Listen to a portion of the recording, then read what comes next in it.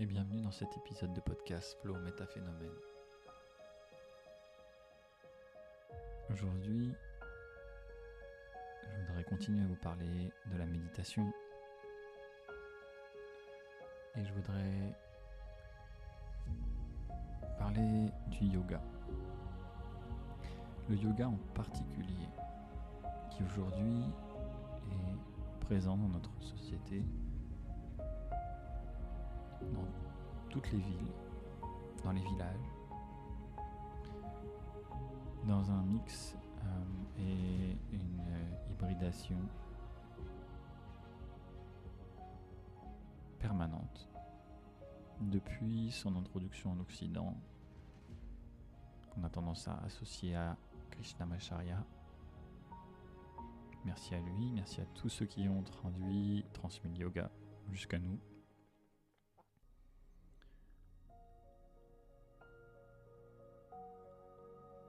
Et aujourd'hui, j'aimerais vraiment répondre à un appel, répondre à une dissonance, un désaccord entre les différentes voies, les différents systèmes, les différentes pratiques, différents courants du yoga, comme dans toutes les religions.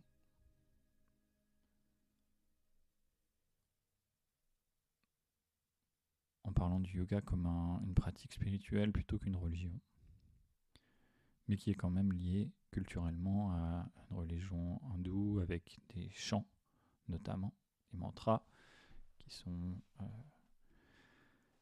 connectés la plupart du temps soit à un gourou, donc un maître, pour reconnaître, remercier souvent, et se connecter à une fréquence spécifique qui va nous permettre d'être plus dévoués. Et dans cette dévotion, en fait, on sort de soi et on entre dans un moment hors du mental, hors du temps et de l'espace. Donc on favorise le flow et la présence totale. Et c'est la base du fait qu'on adore ça, qu'on guérit, qu'on a des idées créatrices, qu'on se permet d'avoir la confiance grâce à cela, parce que ça nous accompagne, qu'on ressent qu'on a ça à chaque instant, de changer nos vies et d'évoluer là où on ne voulait pas. La problématique, évidemment, vient de la dépendance à un système, à un maître, à quelque chose d'extérieur, tout simplement. Et le yoga a souvent quand même cette base de compréhension que tout est à l'intérieur, mais malheureusement, évidemment, l'être humain a tendance à s'accrocher et à dépendre de l'extérieur, même dans les courants les plus traditionnels, spirituels ou puissants ou nobles du yoga.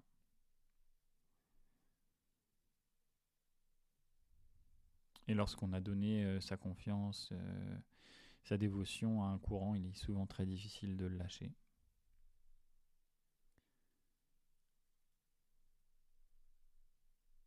Il y a cet effet waouh après une première séance de yoga, après une immersion pendant quelques semaines dans un centre, parce qu'on ressent une libération, un bien-être qui n'a jamais été là, presque pas. Je n'ai pas fait d'immersion dans un ashram en Inde, mais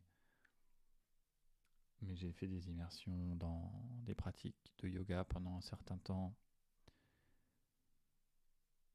Et c'est vrai que les sensations de relâchement, de bien-être entraînent des sensations d'extase, des libérations mentales, des clartés, qui sont parmi les plus importantes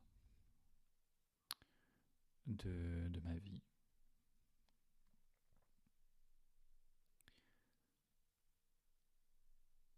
Mais j'ai toujours eu cette compréhension que tout cela se situe hors du mental, hors de la culture, et que ce n'est absolument pas lié au yoga. Et comme dans toute culture, on a créé des systèmes, des connaissances pour pouvoir évoluer, que notre mental puisse évoluer vers la libération. Le yoga lui-même a créé des structures, des pratiques, un chemin d'évolution de plus en plus simple, on va dire, ou alors de plus en plus complexe, mais qui entraîne avec quand même une réalisation de la plus grande simplicité et du fait que l'essentiel ne peut pas s'expliquer à travers les mots. Donc, la diminution des mots au fur et à mesure. Le langage d'ailleurs, tous les mots sont importants et le langage va être très important sur le chemin d'évolution. J'en ai déjà parlé. Mais comme je vous disais, ça n'a rien à voir avec le yoga lui-même. On peut tout à fait retrouver les mêmes sensations, et d'ailleurs vous l'avez fait sûrement, et plein de personnes le font sans avoir même entendu parler du yoga, dans les pratiques de danse, dans les pratiques de sport, dans les pratiques artistiques, dans les pratiques de dévotion, de prendre soin de quelqu'un, de sortir de soi pour une cause, d'être dans son projet entrepreneurial qui a du sens. Donc c'est quelque chose qui n'est pas lié au yoga, ni à quelconque autre pratique spirituelle, d'évolution ou de développement personnel. Comme le dit un ami qui sera dans le podcast en interview très bientôt, je pense et j'espère, de dépouillement personnel.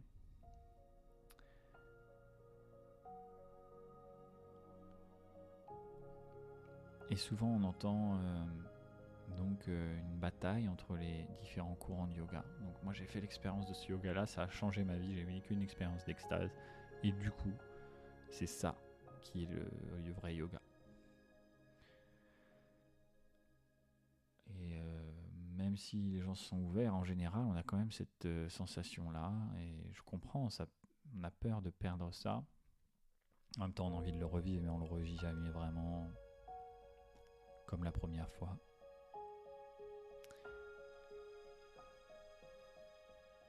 Et ça entraîne une forme de contradiction, de compétition. Et en plus, comme il y a une adaptation occidentale, la formule du yoga change, évolue et devient extrêmement variée. Mais il y a toujours quand même ce courant de pensée en général, cette contradiction qui veut affirmer ça c'est le vrai yoga, ça c'est pas du yoga, ça c'est du yoga. Ça fait 10 ans que j'en entends parler, ça me venait là parce que j'ai encore entendu ça dernièrement, je ne sais pas où, mais j'avais envie de partager en fait avec vous le vrai yoga. Alors attention, là je vais vous dire ce qu'est le vrai yoga.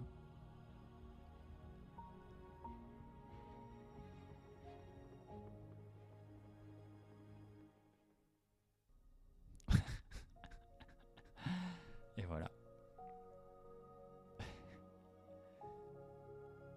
Et oui, le yoga, à partir du moment où il y a un mot,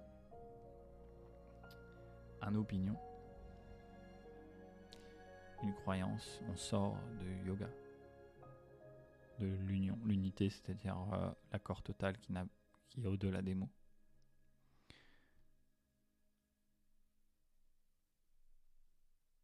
Donc à partir du moment où quelqu'un pratique le yoga pour se libérer justement des mots et des opinions, en affirmant que son yoga, là je vais dire son yoga en plus, c'est mon yoga, je fais mon yoga, c'est mon yoga qui a raison. À partir du moment où il dit mon yoga, c'est la vérité, c'est le vrai yoga, et donc les autres ne le sont pas, il est dans la séparation, la dualité pleine, dans le yoga, en plus en utilisant le yoga, dans cette dualité dans le yoga.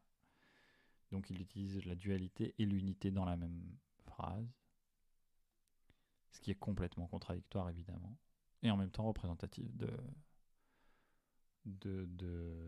la vie, de l'être humain, de cette incarnation, de ce jeu.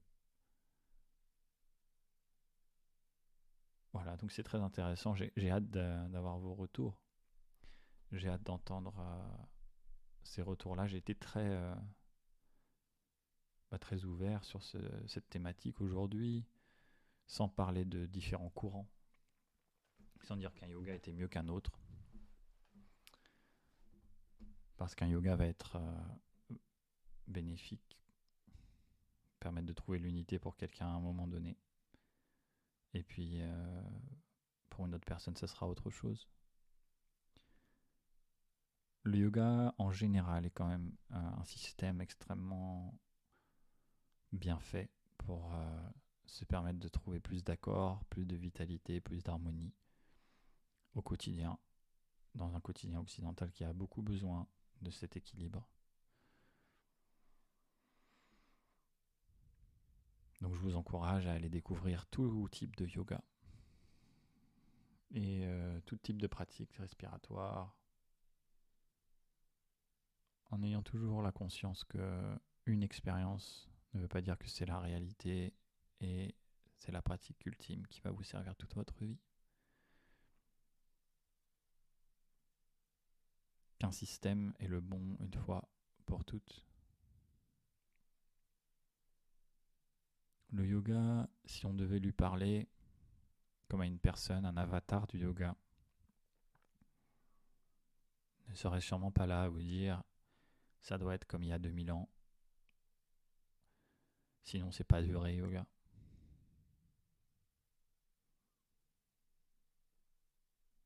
Si on parle de pratique et d'adaptation,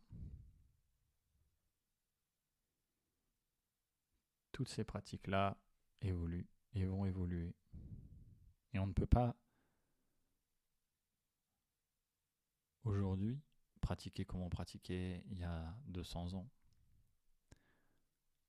Ça serait refuser l'opportunité, ça serait refuser notre potentiel de créer des nouveaux possibles, de révéler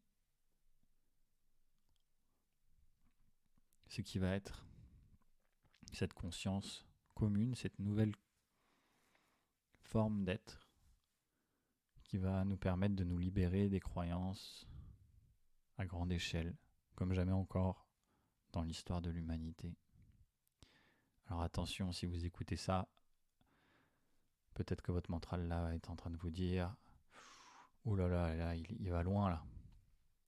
Peut-être votre mental est en train de vous dire, et votre cœur et votre corps, hein, je parle des trois en même temps, est en train de vous dire « Wow, j'ai confiance, quelle opportunité, ça fait du bien d'entendre ça ».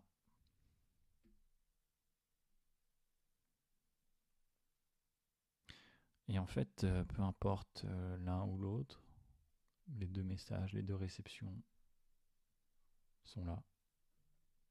J'ai envie de vraiment vous permettre d'accueillir toutes ces opportunités, toute cette dualité, au-delà des opinions et des jugements, dans un espace où vous acceptez cette ouverture, vous acceptez de changer. Vous acceptez de voir que c'est dans cette ouverture que vous avez créé les plus beaux moments, les plus belles choses dans votre vie.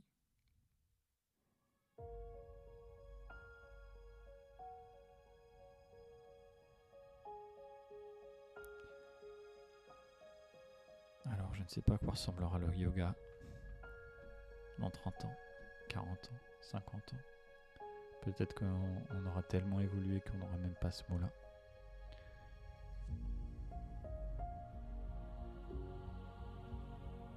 On vivra sûrement dans une forme de société où l'intensité, les contradictions, les contrastes seront encore plus amplifiés. On est en tout cas dans une période phénoménale, unique. Chaque instant de vie ici, même quand c'est pas facile, même quand on est en désaccord, je suis en désaccord en ce moment pour certaines choses.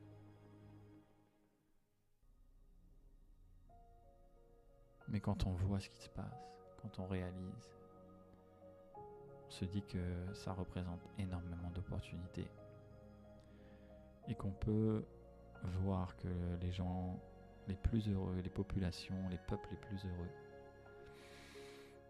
eh bien, ne sont pas vraiment dans cette société autour de nous, ou sur un réseau social, mais plutôt dans des sociétés où une forme de simplicité, de collaboration, où finalement les besoins primaires de sécurité sont répondus par cette communauté et tout le monde peut se détendre en sachant qu'il y aura à chaque fin de journée suffisamment d'abondance, qu'on va pouvoir s'exprimer pleinement sans avoir besoin de faire comme il faut ou comme ça, parce qu'il faut ou parce que je dois.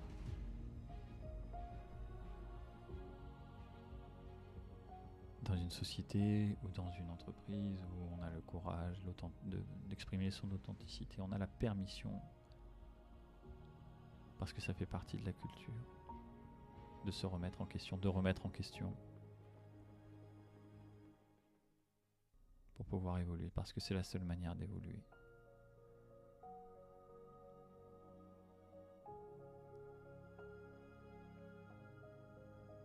Alors, pour vous, c'est quoi le vrai yoga? Est-ce qu'il y a un vrai yoga?